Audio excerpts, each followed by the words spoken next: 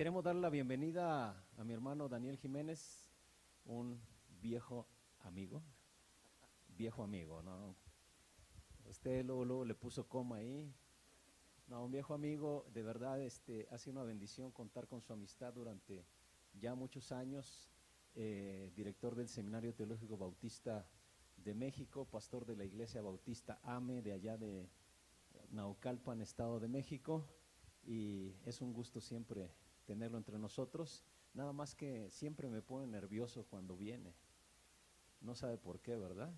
Bueno, las últimas veces que había venido, siempre que venía mi esposa estaba embarazada, y yo espero que esta ocasión nada más no, pero Dani, bienvenido, que Dios te bendiga, déjame orar por ti. Señor, en el nombre de Jesús, pongo en tus manos la vida de mi hermano Daniel, te suplicamos que tú le uses con poder, que bendiga su vida, que bendiga su familia, su ministerio, que seas bueno, Señor, en cada una de las áreas, que suplas todas y cada una de sus necesidades y que sigas usándolo como canal de bendición para muchos a nuestro alrededor, Señor. Síguele dando sabiduría para poder llevar adelante, dar dirección al Seminario Teológico Bautista de México. Lo entregamos en tus manos y te pedimos que le uses para traer mensaje para nuestra iglesia el día de hoy. En Cristo Jesús. Amén. Gracias hermano Ricardo, gracias hermanos de Iglesia Vida Nueva, gracias, es una bendición poder estar con ustedes aquí. ¿Habrá algún problema si me acercan un poste? Porque no estoy acostumbrado a tener el micrófono así, de repente me sale mi complejo de Luis Miguel, entonces no quisiera hacer el ridículo aquí, entonces si me acercan así es más fácil. Al menos para mí. Mientras voy a pedir que abramos nuestras Biblias, por favor, en 1 Corintios, capítulo número 3. Primera carta del apóstol Pablo a los Corintios, capítulo número 3. Y vamos a leer un poco allá del versículo 1 al versículo 9. Y mientras buscan texto, también reciban saludos del Seminario Teológico Bautista Mexicano.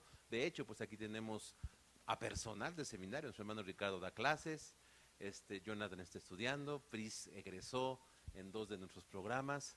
Gracias damos a Dios porque podemos considerarles una iglesia amiga del seminario y que aportan al seminario, probablemente si no con economía o con economía de vez en cuando, pero sí con personas, con los dones que ustedes tienen aquí cristalizados en las personas de los hermanos que he mencionado.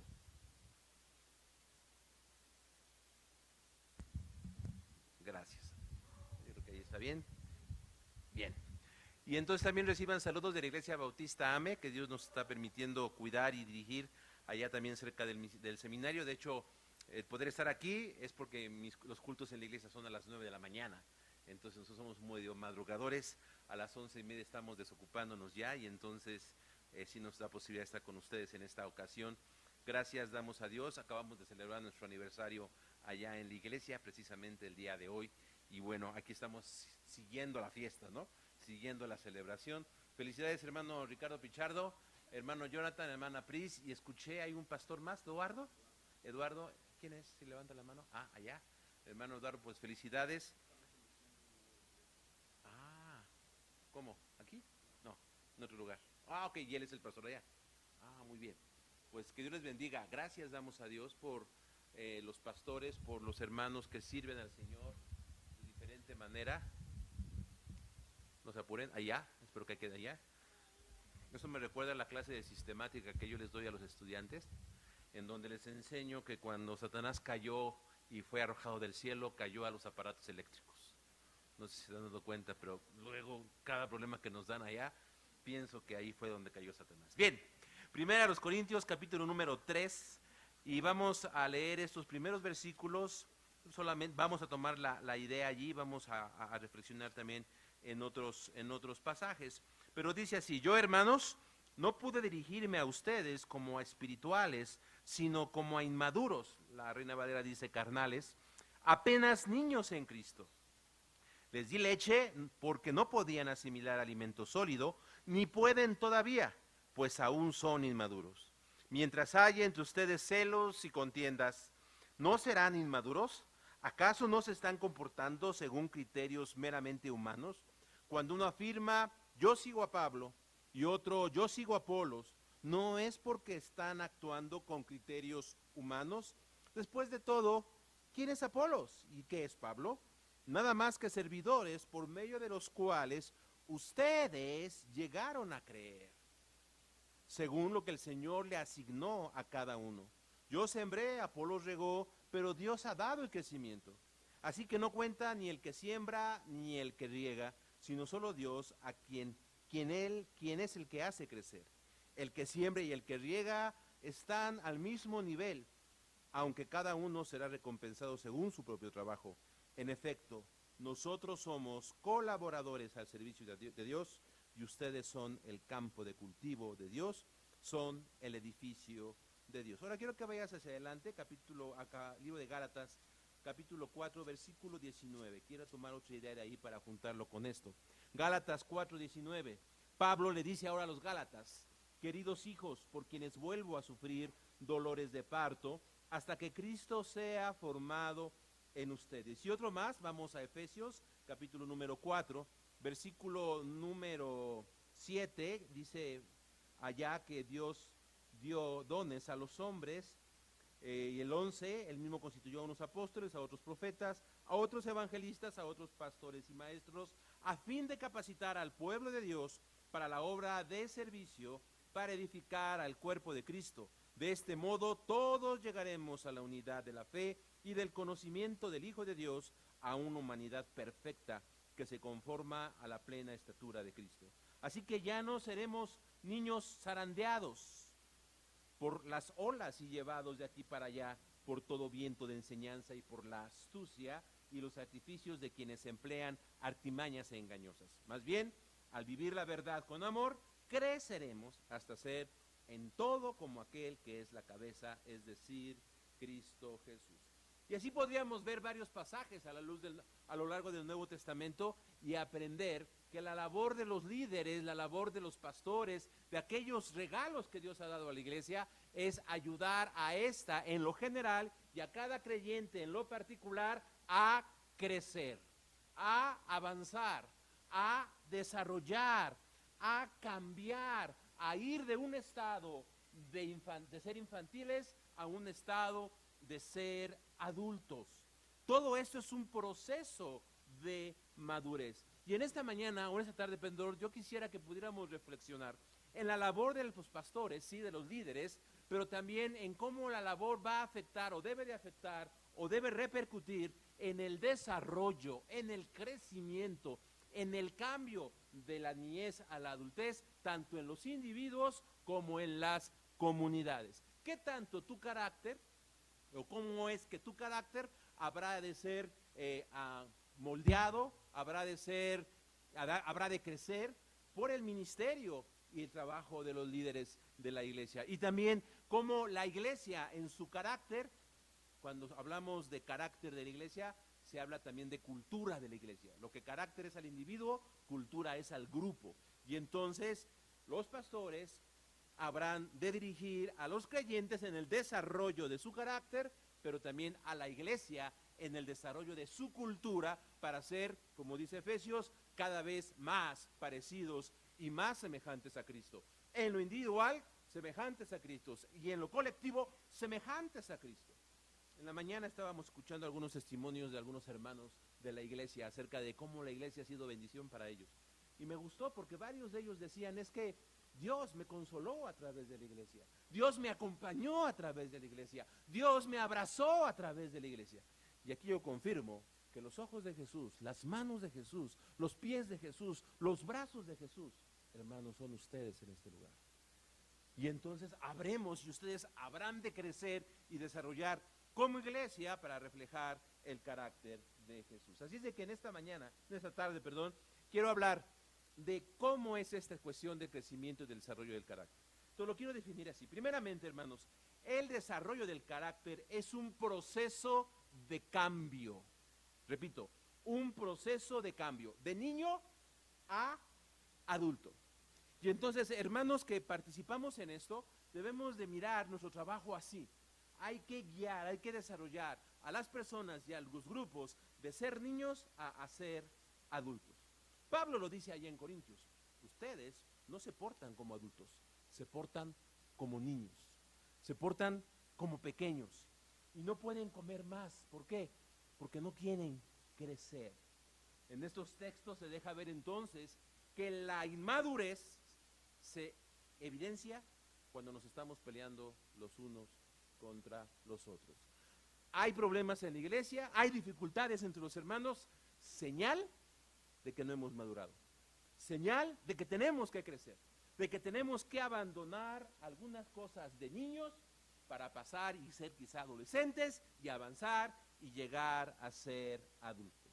Entonces es un proceso de cambio de la niñez a la adultez. Ahora, déjame explicarte un poco cómo son los niños. Y a lo mejor aquí algunos tendremos ya más de algunos años y quizás nos seguimos comportando como niños. ¿Cómo es la niñez? En la niñez, hermanos, somos extensión de quienes nos cuidan. En ese momento, en esa etapa de niñez, todo me lo hacen, todo me lo dan, todo me lo solucionan, todo me lo proveen, todo me lo resuelven, todo me lo alcanzan y todo me lo traen. Ahí hay un bebé, ahí está, todo se lo dan, ¿no? Todo lo recibe y todos en casa giran alrededor de ese bebé. Así debe de ser, porque si no se muere. Todos pasamos por esa etapa. El recién nacido es el centro de los demás. Todos van a dar vueltas, todos le acercarán todo, todos le acercarán todo el tiempo. Desde el aspecto físico, al aspecto emocional, al aspecto mental. Pero hay muchos adultos y adolescentes que queremos y creemos que todos los demás nos deben de proveer todo lo necesario y nos deben proveer todo el tiempo. Cuando es niño o niña, niño, cuando este niño ya llega a los 10, 12 años, pues ya, no todo se le tiene que dar, no todo lo tiene que exigir, no todo lo tiene que pedir. Si analizamos nuestros discursos o nuestras frases, nuestras palabras, podemos descubrir si algunos de nosotros seguimos en esta etapa a nivel emocional. Ahí te van algunas. Es que tú no me lo trajiste. ¿Te suena? Se cayó el vaso. Se tiró la basura. Se me hizo tarde. Se me olvidó. Es que no me preguntaste. Tú me hiciste enojar. Tú no te acordaste. Casi le decimos, es que pastor, usted no oró por mí. Esa etapa de niño. ¿Cuántos niños hay aquí? Levanten su mano. Así es. Creemos que los demás me causan los problemas. Uno se siente que no sabe quién es. Ese bebé no sabe quién es. Él se siente extensión de su mamá. Pero hay muchos que así nos sentimos, porque no hemos crecido. Soy extensión de quienes me cuidan. Hace mucho tiempo estaba platicando con una hermana que tenía algunas dificultades, diferentes tipos de dificultades. Y entonces, en su discurso era, es que fulano de tal dice así, pero es que fulano de tal cree esto, es que fulano de tal piensa ese, y ese fulano de tal era siempre su esposo. Entonces llego y le pregunto, ¿y tú qué crees? ¿Y tú qué piensas? ¿En qué te pensaba? En la etapa de que todos los demás deben de cuidarme a mí, todos los demás deben de pensar en mí, por mí, y todos los demás deben de cuidarme. ¿Y sabes qué pasa con estas personas? Se frustran, porque nunca llegan a estar contentos, nunca llegan a estar contentas. Y es más, la realidad las domina. Ahorita la realidad domina, ¿cómo se llama? Mateo. La realidad domina a Mateo. Por lo tanto, todo debe de girar alrededor de él. Pero llegará el momento en que Mateo tendrá que brincar a la etapa que sigue, que es la etapa de la adolescencia.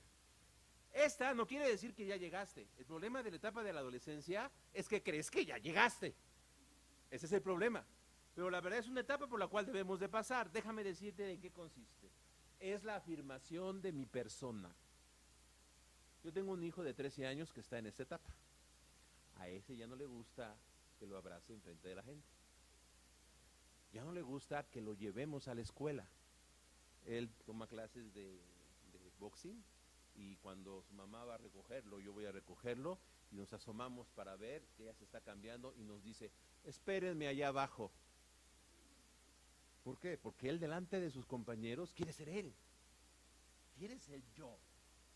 Ahora sí, como dice la canción, yo soy quien soy y no me parezco a nadie. Los que somos de mi edad sabrán de qué te estoy hablando. Esta es la etapa en que el hijo pródigo se va. Dame mi herencia, lo que me corresponde y yo me voy. Yo quiero hacerlo y quiero autoafirmarme. Es la etapa de que no quiero depender de quienes cuidan de mí. Yo quiero mis gustos, mis deseos, mis anhelos y mis pretensiones. Y está bien, es una etapa que debemos avanzar.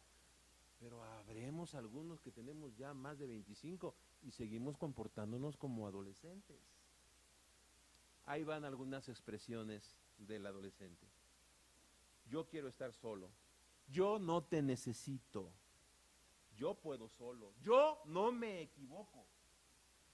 ¿Por qué debo de hacerte caso? No tengo que pensar como tú.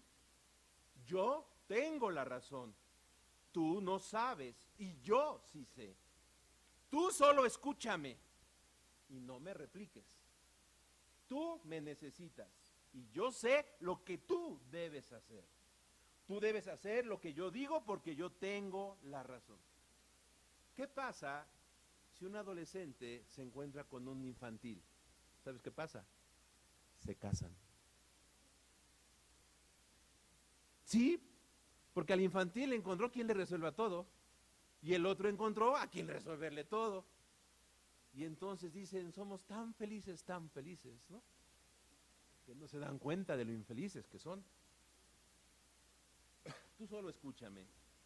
Algunos en esta etapa, o cuando se comportan así de manera inmadura, se dan cuenta que les conviene a veces la etapa anterior, porque cuando se le deja como ellos quieren y las consecuencias de eso les perjudican, entonces vienen y te dicen, ayúdame, ¿no?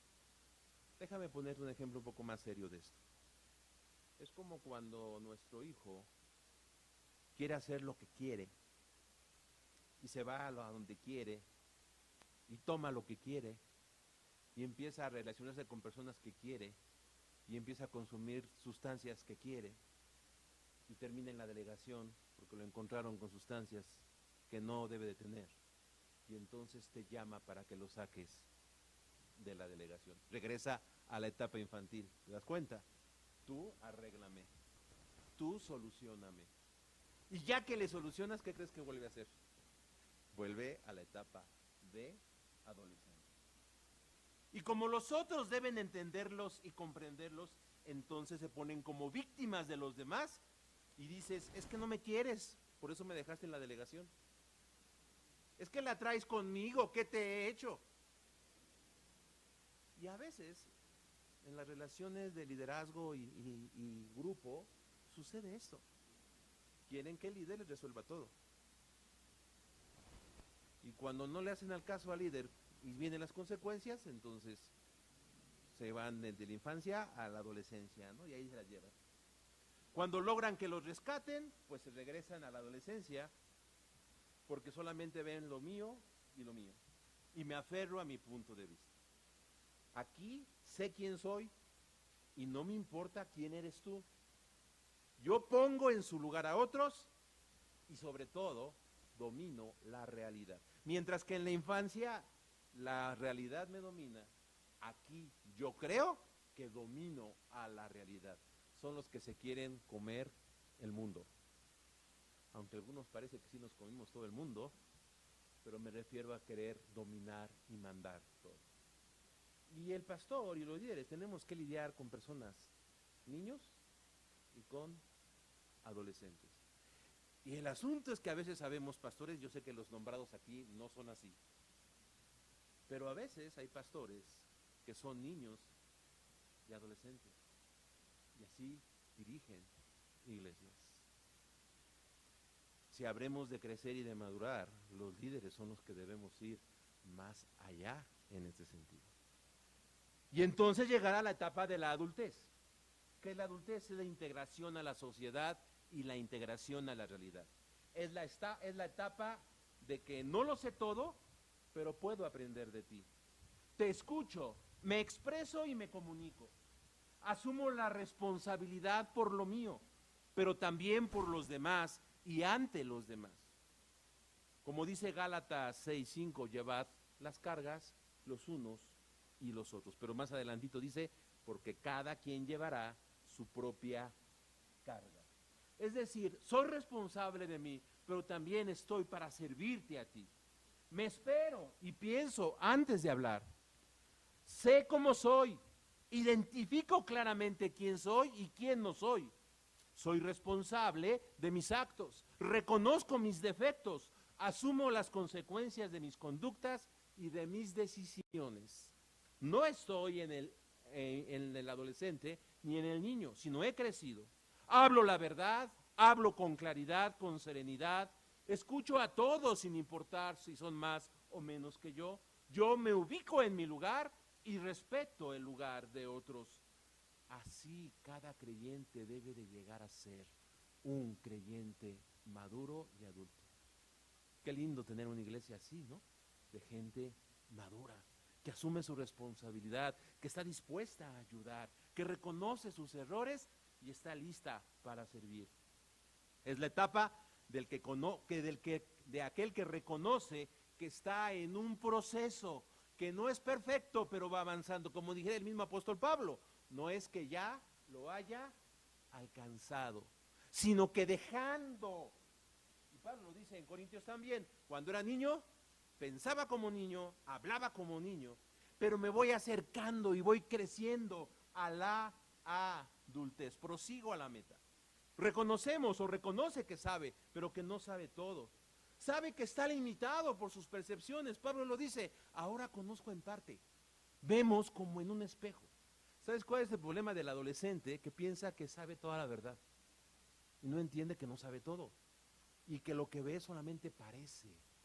Y entonces sí que se requiere fe para vivir en un mundo así y actuar de manera adulta. El adulto está en un constante dejar y en un constante alcanzar, en un constante soltar y en un constante adquirir. Ahí van algunas cosas que como personas debemos de crecer, dejando y alcanzando. Yo voy a decir lo que debemos de dejar y ustedes me ayudan diciendo lo que debemos de alcanzar. ¿Les parece? A ver si podemos comunicar. Del despilfarro al ahorro, exacto.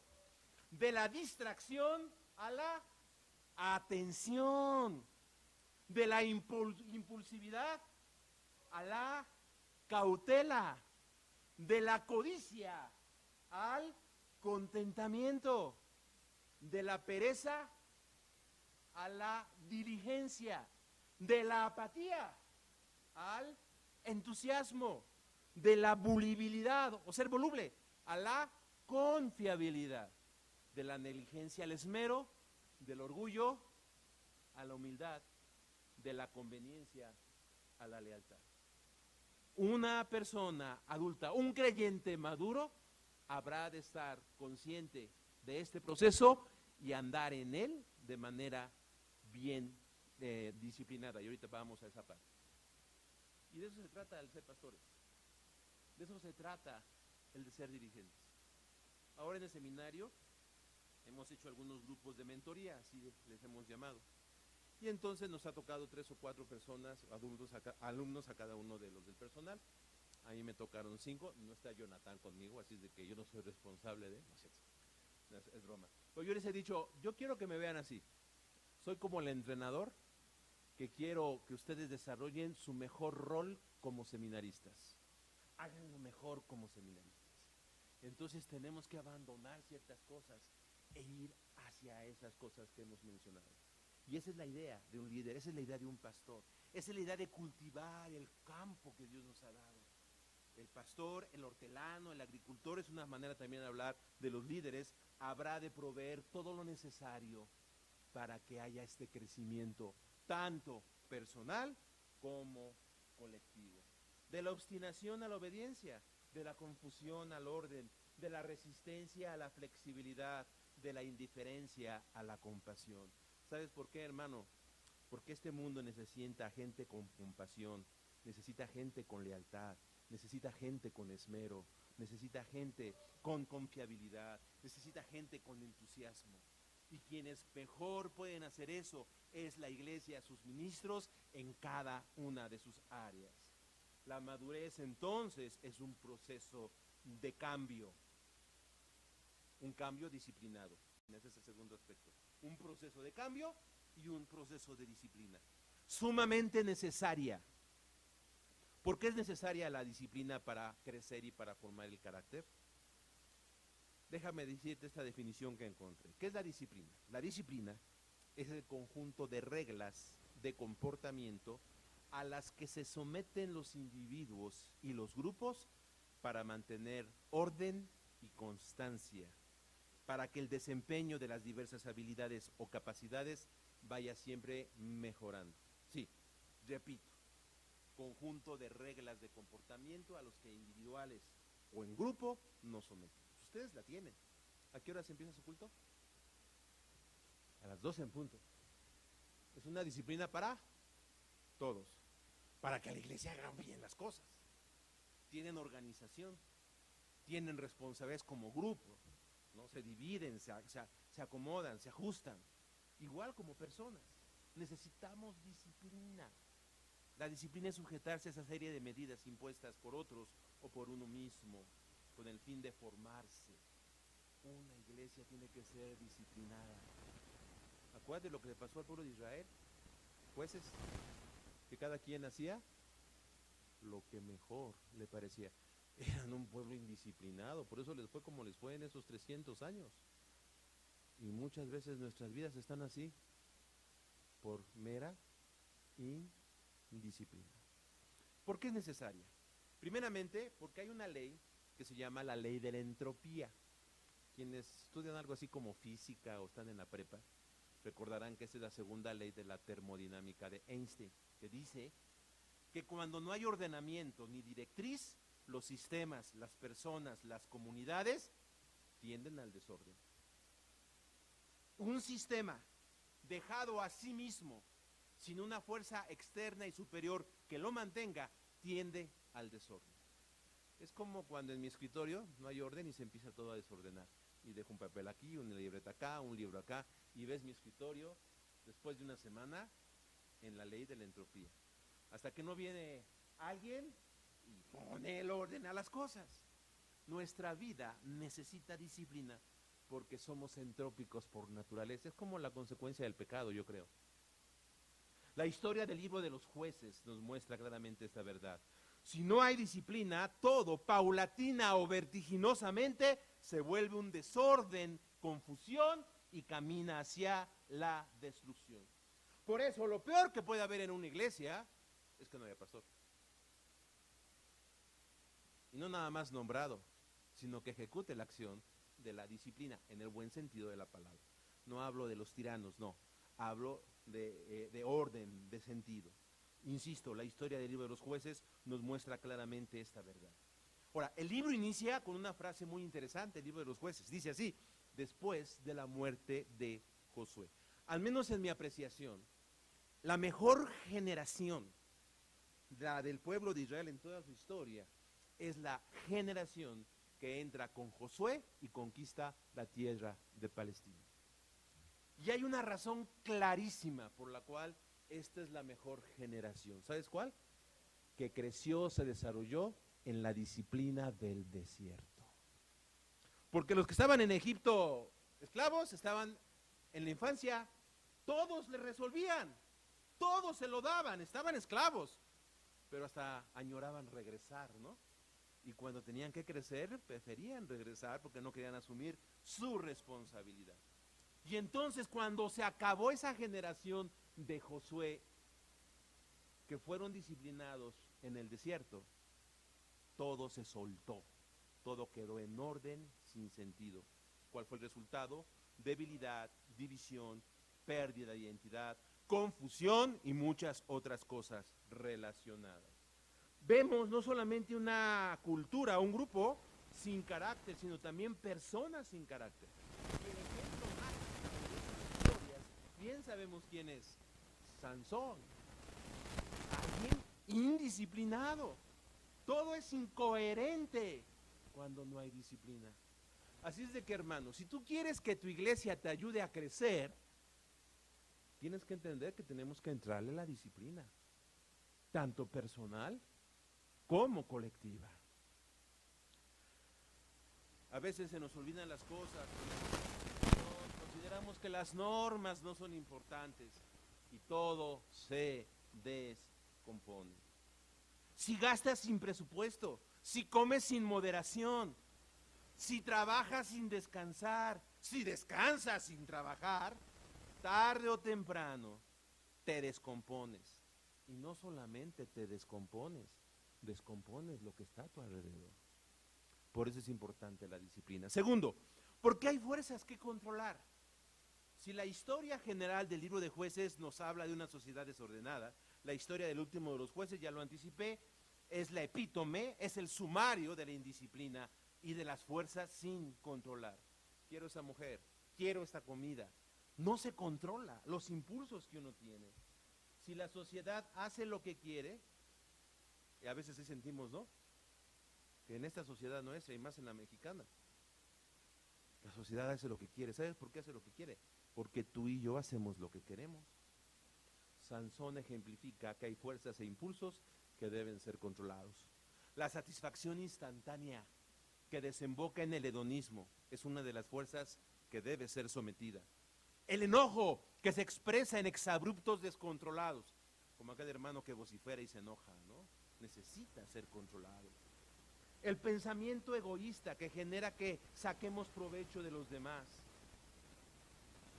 El enojo generado por el odio. La tendencia de ser el centro. En la teología católica, cuando hablan de los pecados, 7 pecados capitales. ¿Quién los recuerda? Gula, pereza, lujuria, ira, avaricia, envidia y soberbia. Todo esto son fuerzas, impulsos, pasiones y presiones no controladas. Empieza con necesidades, es verdad, pero cuando se descontrola, se descompone porque no hay guía que lo encarrile, no hay disciplina que lo lleve. Jesús lo dijo cuando habló en Marcos 7:21, no es lo de afuera lo que contamina al hombre, sino lo que está en el corazón. Y da una lista de 13 fuerzas, 13 apetitos, 13 cosas que se tienen que controlar, porque si no todo se descontrola. Por eso es necesario en este proceso, hermanos, la disciplina. Y a veces nuestros pastores y nuestros líderes nos habrán de disciplinar. Y saben qué va a pasar, que les van a caer, van a caer gordos los pastores. Y si somos los líderes así medios, tenemos muchas dudas de nuestra autoestima, pues va a ser difícil, va a ser complicado. Entonces, ¿por qué es un proceso que requiere disciplina? Por la ley de la entropía, porque hay cosas que controlar, pero también por el ambiente que nos rodea. Vivimos un tiempo en el que los límites se han desdibujado. La manera de explicar la realidad y establecer los límites ya no funciona, ha dejado de ser confiable. La negación de verdades únicas para explicar toda la realidad ha traído la confusión y el relajamiento cuando se trata de describir la realidad humana. Por no ser disciplinados, hemos creado una sociedad indisciplinada.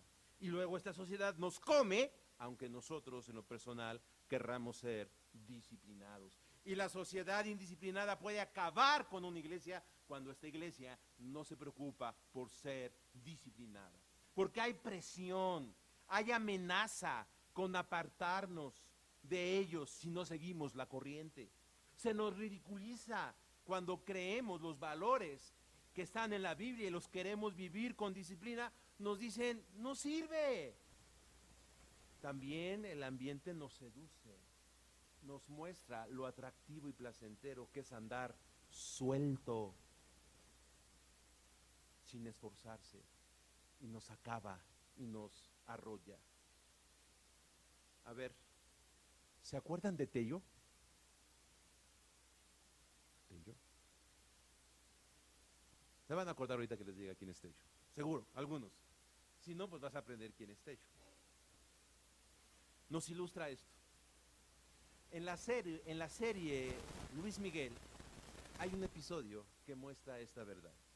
Para grabar el video famoso de la incondicional en el campo militar, a Luismi le impusieron la condición de pasar una semana de entrenamiento militar. A Luismi se le hace fácil y acepta el reto. Para ello, el cadete Tello queda asignado como supervisor para su entrenamiento. Sin embargo, igual que ese amigo que siempre logra llevarnos por el mal camino, un buen día a Luis Miguel le propone a Tello ir a una cena que en realidad termina como una mega fiesta en casa del cantante. Lo presionó sutilmente. Se la pasó súper. Al día siguiente, ni Luis Miguel ni Tello logran despertar a tiempo para cumplir sus compromisos. ¿Qué pasó después? Al cadete lo suspenden a pesar de estar por hacer su examen de piloto, mientras que a Luis Miguel le dan permiso para grabar su videoclip. El ambiente que nosotros mismos contaminamos nos presiona seductoramente o bien nos seduce poderosamente. Por eso se hace necesario la disciplina en este proceso de crecimiento. Y hermanos, bueno, yo no conozco mucho de cómo es aquí, pero cuando miro lo que yo tengo que hacer como líder y pastor, a veces el desorden llega a lo que nos ha sido encomendado por no aplicar disciplina como debe de ser. Y cuando ustedes noten que sus pastores ponen disciplina, hermanos, entiéndanlo. Es parte, porque hay que crecer, hay que parecerse más a Cristo. Hay que dejar todas las cosas de niño y para eso se requiere disciplina. Entonces, la labor del pastor y del líder es llevar a su congregación en un proceso de crecimiento, de cambio positivo y de cambio disciplinado. Pero también un proceso de cambio paciente. Sí, persistencia y paciencia. Vivimos en la cultura de la rapidez. Comida rápida, transportes rápidos, resultados rápidos. Hay varios pasajes en la Biblia que comparan la madurez con el cultivo de plantas, árboles, etc. Y esas comparaciones resaltan que para que una persona madure, ¿qué crees que se requiere? Tiempo. Tiempo y tiempo. Dice el Salmo 1, y da su fruto a su tiempo. Jesús dice que quienes reciben la palabra con corazón noble, bueno, y la retienen y perseveran. Y en Juan, cuando habla de estas cosas, habla del término permanecer. ¿Cuánto llevas, pastor, aquí? ¿Cuánto? 23 años. No, ya. Quizás hace cuando empezaba llevaba 6 meses. Bueno, pues espérate. 23 años. ¿Y los cambios han sido de un día a otro? No. Yo supongo que la congregación es diferente, pero no fue el año pasado cuando cambió de sopetón, sino fue a través del tiempo, con persistencia y permanencia.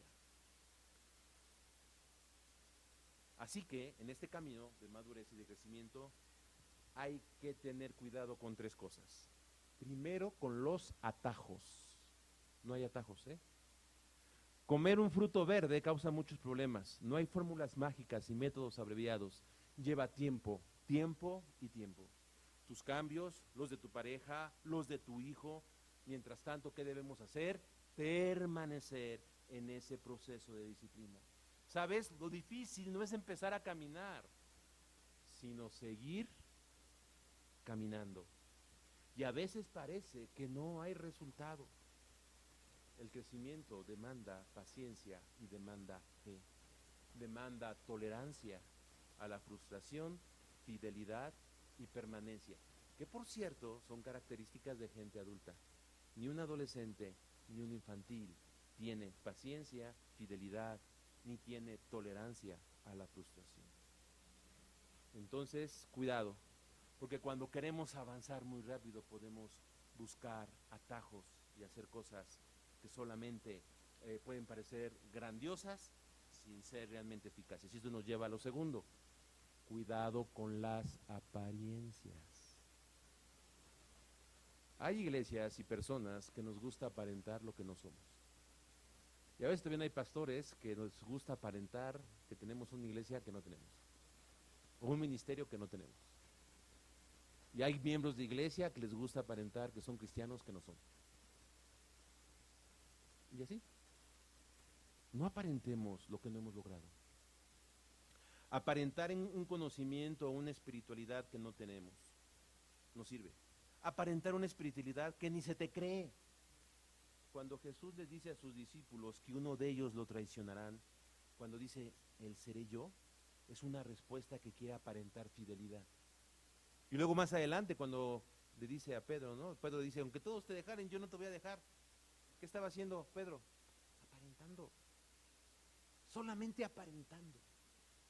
Él quería ser la excepción que no puede ser. Y muchos de nosotros así somos, perdón. Queremos ser el director del seminario, que no puedo ser. El seminarista, que no puedo ser. El maestro de la escuela dominical, que no puedo ser. Porque quiero aparentar un crecimiento en el que no he querido dejar y no he querido ser disciplinado. Quiero aparentar que crezco siendo voluble. Quiero aparentar que he crecido siendo enojón. Quiero aparentar que he crecido despilfarrando las cosas.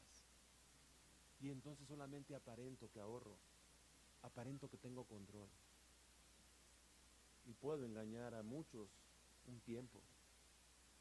Pero yo sé dentro de mí que no es así. Pedro sale aparentando algo que no puede ser. Una madurez y serenidad que a legua se nota que no tenemos. Una actitud de seguridad que es hasta chocante y ofensivo. Palabras y poses falsas. Es como en el Face, ¿no? ¿No se dan cuenta? Siempre en el Face. No, que eres un gran guerrero y cosas así, ¿no? Solo aparentando. Por eso no escribo en el Face yo mucho. Y otro más. Como esto es de tiempo, tienes que evitar atajos, tienes que evitar apariencias y tienes que evitar comparaciones. No te compares con nadie. Eso es lo que hizo Pedro. Aunque todos, mira, yo no soy como ellos. Aunque todos te dejen. Su fuerza la obtenía de la debilidad de otros. ¿No te ha sucedido que tu respuesta es la siguiente? Sí, pero mira, él es peor que yo. Estás agarrando fuerza de que el otro es débil y tiene cosas que no ha crecido. Eso es perverso. Y muchos de nuestros argumentos son así. No te compares. Las apariencias van de la mano con las comparaciones. Yo sí soy bueno, ellos no. Yo sí quiero, ella no.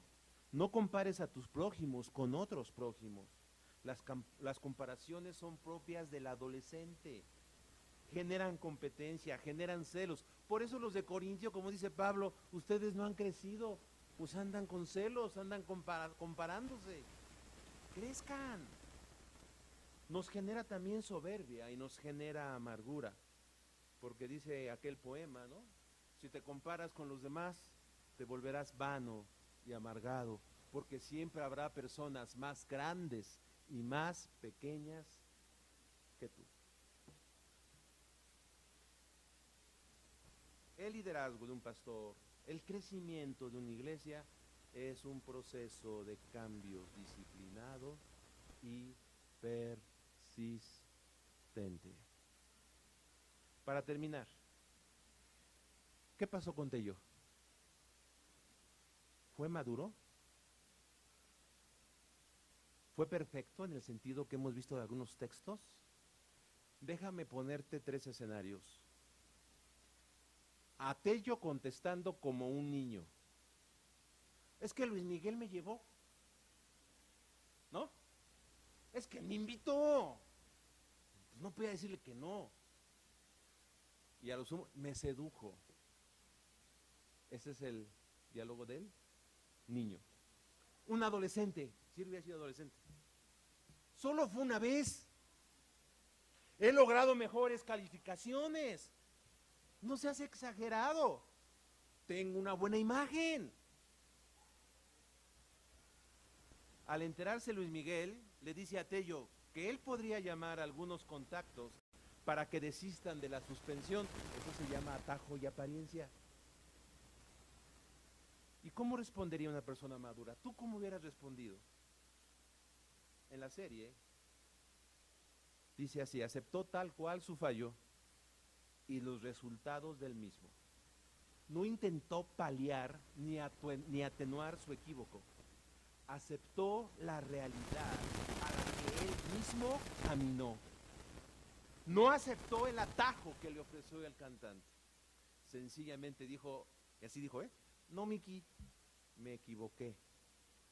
Tengo que asumir mi responsabilidad. Cuando pienso en esas palabras, él era una persona madura. Tuvo una debilidad, pero eso no lo definió porque él estaba en un proceso de madurez y entendía que requería disciplina y requería tiempo. Si él hubiera aceptado el atajo, no hubiera seguido creciendo. Y él entendió que caminar por allí era necesario para su crecimiento. Así estaba determinado. Su respuesta fue la de una persona madura.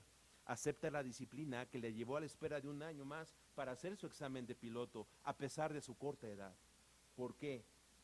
Porque a diferencia del cantante, por cierto, estaba consciente de que se encontraba en un proceso de madurez disciplinado y paciente.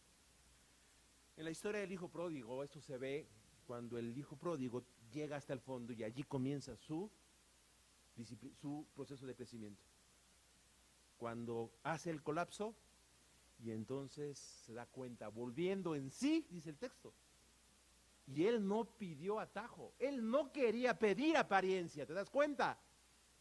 Hazme como uno de tus esclavos.